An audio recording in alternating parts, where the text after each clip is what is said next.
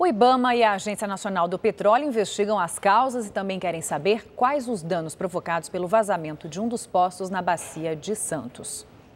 O acidente aconteceu a 300 quilômetros da costa. Um navio plataforma fazia a coleta de petróleo. Houve o rompimento da coluna de produção que retira o produto do fundo do mar a uma profundidade de mais de 2.000 metros. A produção está suspensa.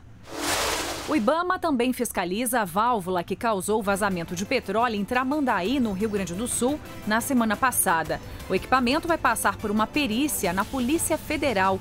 O vazamento ocorreu a 6 quilômetros da costa durante uma operação de descarregamento de petróleo. Até o momento, o Centro de Estudos Costeiros e Marinhos da Universidade Federal do Rio Grande do Sul não recebeu nenhum animal afetado pelo óleo.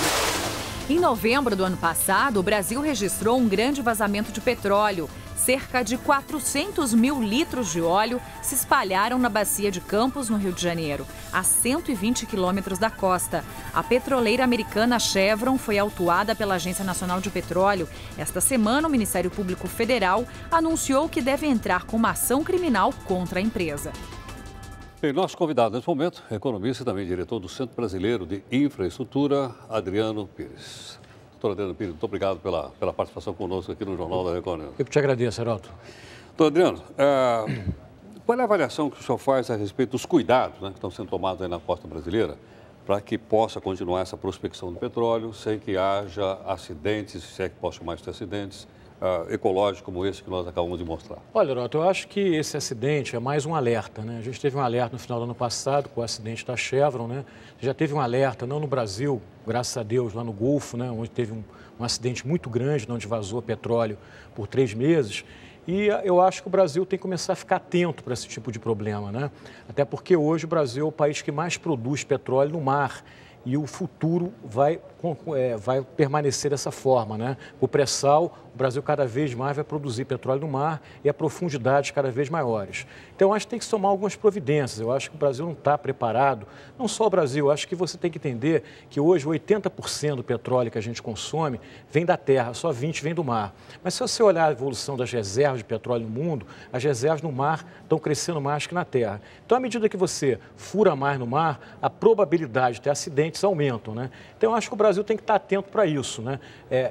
Ter uma política. Agora, há tecnologia para se fazer essa prospecção no mar segura? O que está acontecendo é o seguinte, Heroto, há uma distância entre a tecnologia que as petroleiras desenvolveram, né, Petrobras inclusive, para furar no mar a profundidade cada vez mais profundas e tirar petróleo e o cuidado, né, em prevenir e mitigar acidente. Então, a distância é grande, quer dizer, houve grandes investimentos, volto a repetir, para você tirar petróleo, mas não houve investimentos proporcionais para prevenir e mitigar acidentes. Então, agora eu acho que cabe você exigir das petroleiras que façam investimentos também para prevenir e mitigar. Eu acho que o Brasil precisa tomar algumas providências do tipo, a gente não tem um centro de monitoração para vazamentos. Quer dizer, eu acho que tem que se desenvolver, aqui em São Paulo poderia ser colocado um centro de monitoramento de vazamentos. Mas, inclusive, desse de hoje foi a própria Petrobras que relatou. Exatamente. Se ela não tivesse relatado, a gente não ia ficar sabendo. Não ficava sabendo. E foi um vazamento pequeno, né?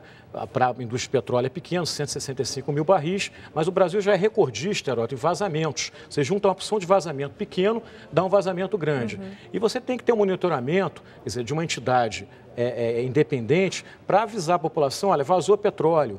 Né? Então, você tem que estar lá com satélites. Então, tem que se criar, por exemplo, um centro de monitoramento. São Paulo é um lugar que poderia ser criado isso. Por quê? Porque o pré-sal está muito localizado na Bacia de Santos. Né? Então, você vai furar a 5 mil metros, 7 mil metros de profundidade. Adriano, né? Mas quando a gente fala hoje nesses vazamentos, essas áreas exploradas ainda não são no pré-sal de fato, né? Quando isso começar... Essa área de hoje é pré-sal. Aqui vazou os 165 barris, foi pré-sal. Até os jornais colocaram de maneira muito correta, que é o primeiro vazamento do pré-sal. Quer dizer, o da Chevron... Isso, porque nós estávamos em dúvida aqui. A da Chevron no passado não foi pré-sal. Né? O vazamento do Golfo americano também foi em águas rasas. Mas esse de ontem, da Petrobras, foi o primeiro vazamento no pré-sal. Né? Foi um vazamento que não foi perfurando o poço, né? Da Chevron. A Chevron estava perfurando uma rocha, a pressão da rocha foi muito forte e a lama que você coloca no tubo não foi suficiente para sustentar a pressão do óleo, né?